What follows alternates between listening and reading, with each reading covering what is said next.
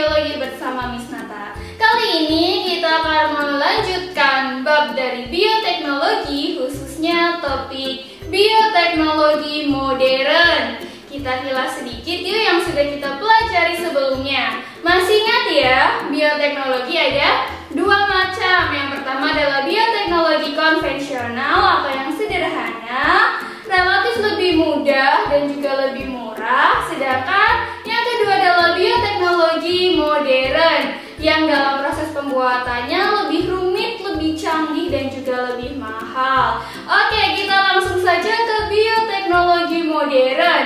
Pertama, yang perlu kalian ingat dan cermati adalah bioteknologi modern ini menggunakan teknik rekayasa genetika atau yang bisa disebut dengan RG.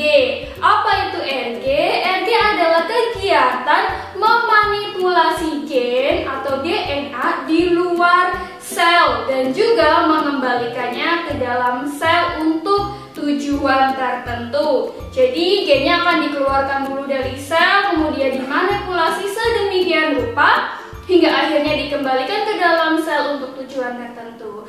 Komponen rekayasa genetika atau komponen RG ini ada dua. Yang pertama adalah enzim RE, yaitu retriksi endonuklease. Yang kedua adalah vektor pembawa gen masuk ke dalam inangnya.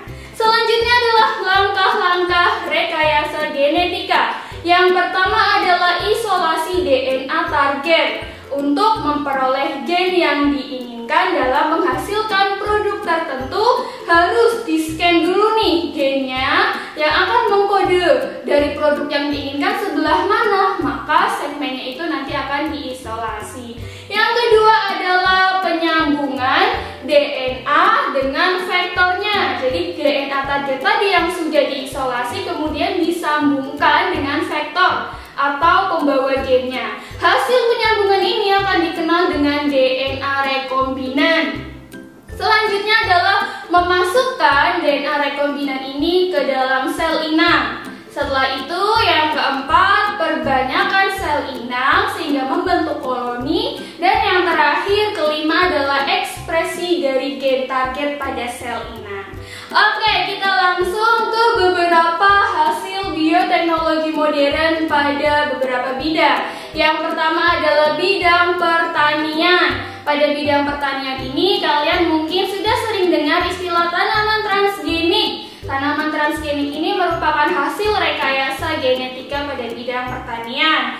Pengembangan tanaman yang tahan hama dan juga bahan pangan yang dengan kandungan gizi begitu tinggi. Dan juga kalian mungkin pernah mendengar istilah kultur jaringan, yaitu teknik mengisolasi bagian tumbuhan tertentu secara aseptis. Selanjutnya, pada bidang peternakan, kalian akan menjumpai inseminasi buatan, yaitu tindakan memasukkan secara sengaja sperma ke dalam rahim.